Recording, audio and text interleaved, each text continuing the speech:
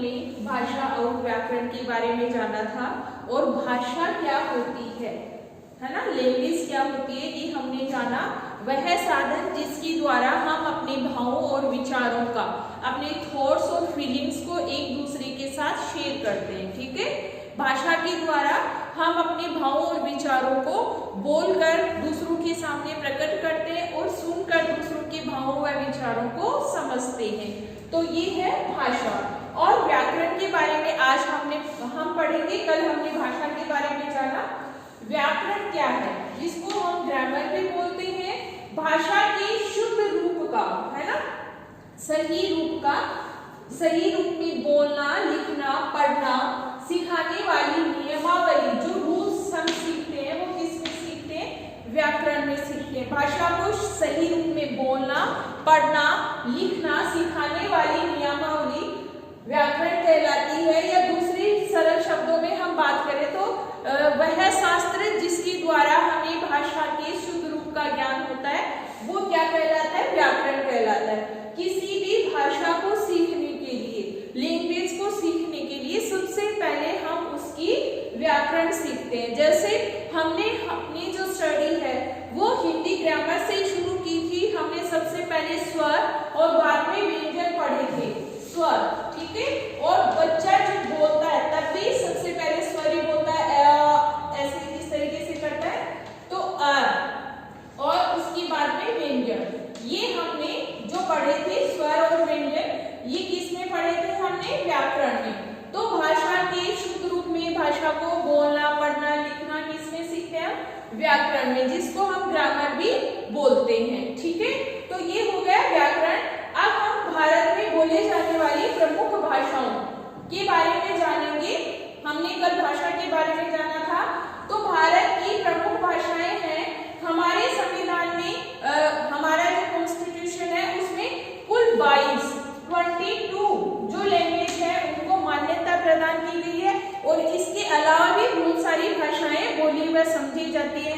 हर राज्य में अलग भाषा बोली जाती है व समझी जाती है। और कल आपको वर्क भी मिला था कि आपको कोई भी 5 राज्यों और 5 देशों के नाम लिखने थे और उनकी भाषाओं के नाम भी आपको लिखने थे। तो ये 22 भाषाएं हैं, इनके बारे में जानेंगे हम। जैसे हिंदी, असमिया, कश्मीरी, मेरे साथ प्रोनाउंसिएशन करेंगे, ओडिया, संस्कृत, बोडो, कोंकणी, तमिल, गुजराती, डोगरी, मलयालम, तेलुगु, मराठी, संथाली, मैथिली, उर्दू, पंजाबी, सिंधी, मणिपुरी, बांग्ला, कन्नड़ और नेपाली। ये 22 भाषाएं हैं जिनको तो मान्यता मिली हुई है। इसके अलावा भी बहुत सारी भाषाएं बोली व समझी जाती हैं। हर राज्य की अलग भाषाएं हैं और आप बहुत सारी भाषाओं को इजीली आइडेंटिफाई कर सकते हो। जैसे गुजरात में कौन सी बोली गई, वेरी गुड, गुजराती। महाराष्ट्र में वेल डन, मराठी। ठीक है, इसी तरीके से तमिल जो है तमिलनाडु और कर्नाटक में कन्नड़ हो गई, बांग्ला ये कोलकाता की हो गई। ठीक है, कश्मीर, असम। ठीक है, इजीली हम आइडेंटिटी, राजस्थान की बात करें तो हिंदी भाषा। तो ये 22 भाषाएं हैं जिनको हमारे संविधान में मान्यता प्राप्त है। ठीक है, और इनकी भाषाओं के नाम में लगभग राज्यों के नाम भी साथ ही हैं। ठीक है, नेक्स्ट हमारा टॉपिक है लिपि, जिसको स्क्रिप्ट भी बोलते हैं। भाषा को लिखने का ढंग या तरीका क्या कहलाता है, लिपि कहलाता है। हिंदी, संस्कृत और गुजराती तीनों देवनागरी लिपि में लिखी जाती है। भाषा को लिखने के लिए जिन चिन्हों का प्रयोग किया जाता है वो लिपि कहलाती है। और ये तीनों भाषाएं देवनागरी लिपि में लिखी जाती है। कौन कौन सी, हिंदी, संस्कृत और गुजराती। इसी कारण हम तीनों भाषाओं को रीड कर सकते हैं। हो सकता है हमें संस्कृत और गुजराती का मीनिंग समझ में नहीं आए, लेकिन जो स्वर व्यंजन जो है वो इन्हीं का प्रयोग इन भाषाओं में होता है। और संस्कृत के बारे में बता दूं बेटा, विश्व की सबसे प्राचीन भाषा संस्कृत ही मानी जाती है। और लगभग हिंदी का उद्भव भी इसी के मॉडिफिकेशन से हुआ है। हमारे जो सबसे प्राचीन जो लिखित ग्रंथ ऋग्वेद है वो कौन सी भाषा में लिखा हुआ है, संस्कृत भाषा में लिखा हुआ है। तो ये तीनों भाषाएं जाती है देवनागरी, जिसको स्क्रिप्ट भी बोलते हैं। इसके अलावा पंजाबी जो है वो गुरुमुखी लिपि में लिखी जाती है। गुरुमुखी लिपि में कौन सी है? पंजाबी। और उर्दू जो भाषा है वो फारसी लिपि में लिखी जाती है। यहाँ नुक्ता लगा हुआ है, इसका ध्यान रखेंगे। और अंग्रेजी जो है वो रोमन, अंग्रेजी जो भाषा है उसकी लिपि कौन सी है? रोमन। इसके अलावा अंग्रेजी जो है वो हमारी अंतरराष्ट्रीय भाषा भी है। जो अंतरराष्ट्रीय भाषा है वो कौन सी है? अंग्रेजी। अंतरराष्ट्रीय भाषा का अर्थ क्या होता है? जो पूरे विश्व में बोली व समझी जाने वाली सबसे ज्यादा जो भाषा होती है उसको सर्वाधिक, जिसको इंटरनेशनल लेवल भी हम कहते हैं, विश्व स्तर पर सर्वाधिक बोली जाने वाली जो लैंग्वेज है वो अंग्रेजी है और इसकी लिपि है रोमन। तो अंतरराष्ट्रीय भाषा क्या होती है आपको समझ में आ गया। और राष्ट्रीय भाषा, राजभाषा, जिसमें सरकारी कामकाज होता है वो हमारी राजभाषा होती है।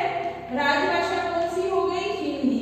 राष्ट्रभाषा कौन सी हो गई? नेशनल लैंग्वेज, जो पूरे देश में बोली व समझी जाती है वो क्या हो गई बेटा? राष्ट्रभाषा। वो भी क्या हो गई? हमारी हिंदी। राजभाषा हिंदी और अंग्रेजी दोनों है। और उसके अलावा एक भाषा है मातृभाषा। कौन सी होती है? मातृ, जो हम अपने घर परिवार से सीखते हैं। अपने परिवार से, अपनी माता से हम जिस भाषा को सीखते हैं वो हो गई मातृभाषा। और भाषा का मौखिक जो रूप है वो कहलाता है बेटा बोली। भाषा का मौखिक रूप क्या कहलाता है? बोली। ठीक है, जो कि सीमित क्षेत्र में बोली जाती है। तो ये सब हमने इसमें जाना।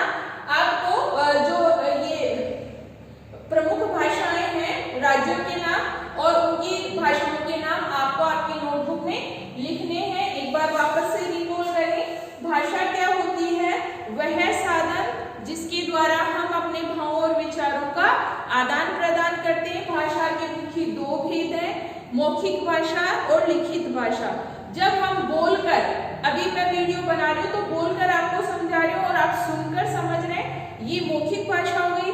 मैंने यहाँ लिखा, अब आपको एक रिटर्न में आपकी होमवर्क मिलेगा, आप उसे अपनी हिंदी नोटबुक में लिखेंगे और मैं उसे पढ़कर समझूंगी। वो हो गई लिखित भाषा। ठीक है, एक और होती है सांकेतिक भाषा, जिसको साइन लैंग्वेज कहते हैं। तो ये सब हमने भाषा के बारे में जाना। आपको सुंदरलेख में अपना वर्क करना है और भाषा की परिभाषा आपको अच्छे से याद करनी है।